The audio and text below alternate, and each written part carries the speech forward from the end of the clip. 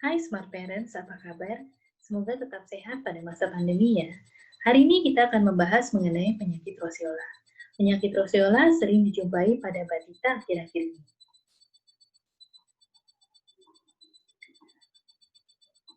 Penyakit roseola merupakan penyakit infeksi yang disebabkan oleh virus dan bersifat akut atau mendadak. Istilah lainnya adalah eksantema subito. Masyarakat awam sering menyebutnya tampek atau gabakan. Virus penyebab roseola adalah herpes viride 6 varian B. Penyakit ini bersifat suasina atau bisa sembuh sendiri. Penyakit roseola sering menyerang anak yang berusia muda, yaitu mulai dari usia 6 hingga 24 bulan. Infeksi roseola bisa menular melalui kontak langsung dengan air liur atau sekret saluran napas, misalnya dari orang yang batuk, bersin, ataupun dari ciuman. Mereka yang terkena infeksi roseola akan mengalami demam tinggi selama 2-5 hari.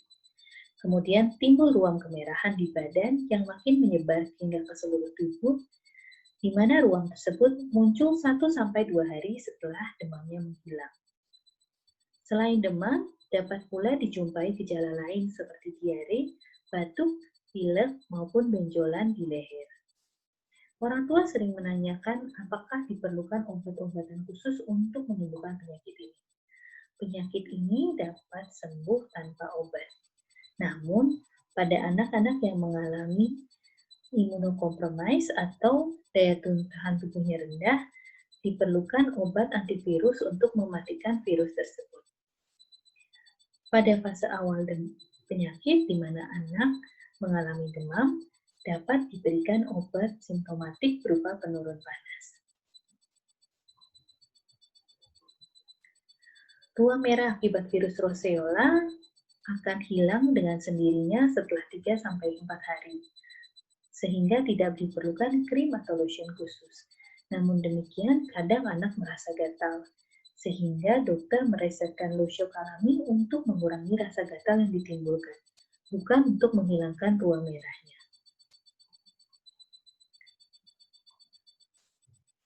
Anak dengan infeksi virus roseola tetap harus menjaga kesehatan, tetap harus menjaga kebersihan dengan cara mandi. Pada fase awal demam, anak bisa dimandikan dengan air hangat.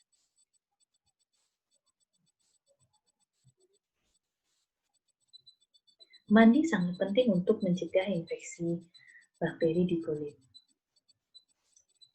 Ruam merah akibat virus roseola tidak ada hubungannya dengan makanan, sehingga anak tetap boleh makan apa saja selama itu bersih, sehat, dan bergizi.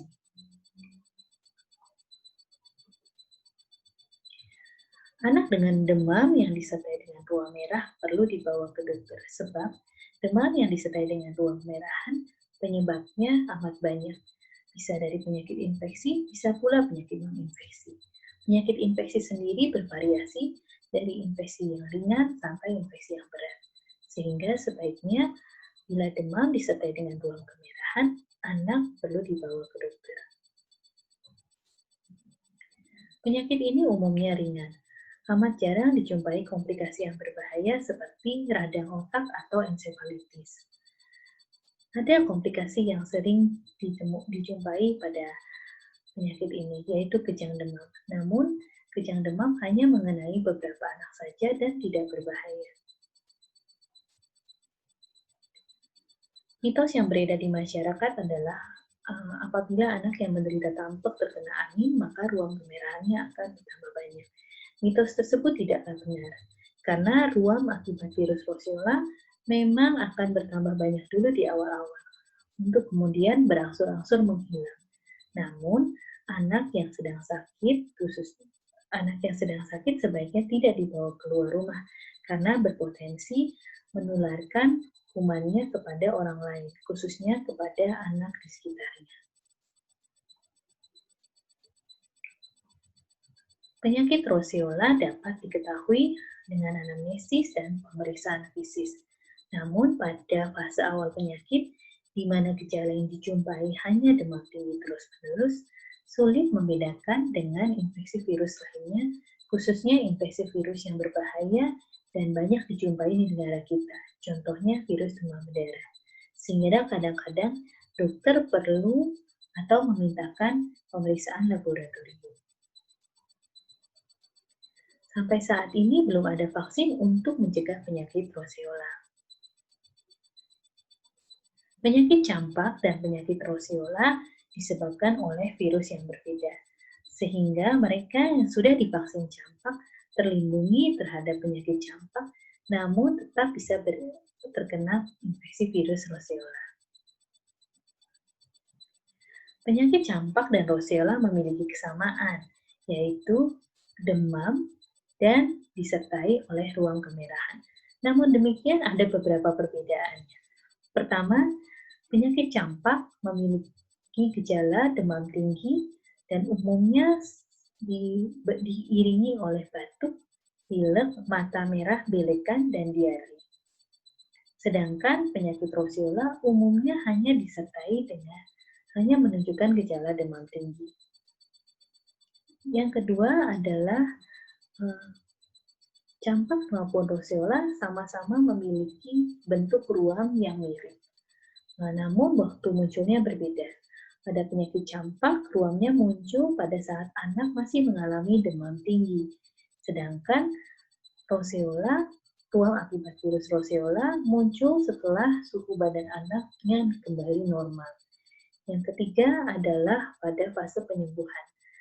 Pada penyakit campak, pada saat fase penyembuhan, bercak kemerahannya berubah menjadi kehitaman atau hiperpigmentasi dan bersisik halus. Sedangkan pada fase penyembuhan roseola, ruam akan menghilang tanpa bekas.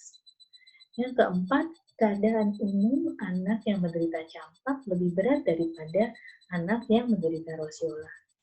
Dan umumnya anak yang mengalami penyakit campak memiliki riwayat vaksinasi yang tidak lengkap atau tidak divaksin sama sekali. Pertanyaan orang tua juga adalah mengapa anak saya bisa terkena roseola walaupun tidak pernah keluar rumah? Perlu dilihat apakah di dalam rumah yang sama masih ada orang dewasa atau anak besar yang beraktivitas di luar rumah. Apabila masih ada, maka orang dewasa atau anak tersebut yang beraktivitas di luar rumah bisa saja membawa virus tersebut ke dalam rumah namun tidak mengalami sakit. Tetapi dia menularkan pada anak atau bayi kecil yang berada di dalam rumah yang sama. Sehingga penting sekali bagi kita yang masih perlu beraktivitas di luar rumah selama era pandemi ini untuk tetap menjaga kesehatan dengan memakai masker, rajin mencuci tangan, tidak mencium-cium wilayah muka bayi, dan lain-lain. Demikianlah pembahasan kita mengenai penyakit roseola. Semoga bermanfaat. Apabila Smart Parents senang melihat video kesehatan seperti ini, silakan klik like dan bagikan pada teman-teman Anda.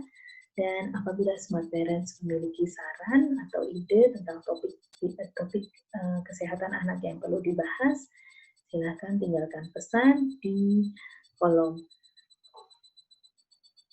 di bawah ini.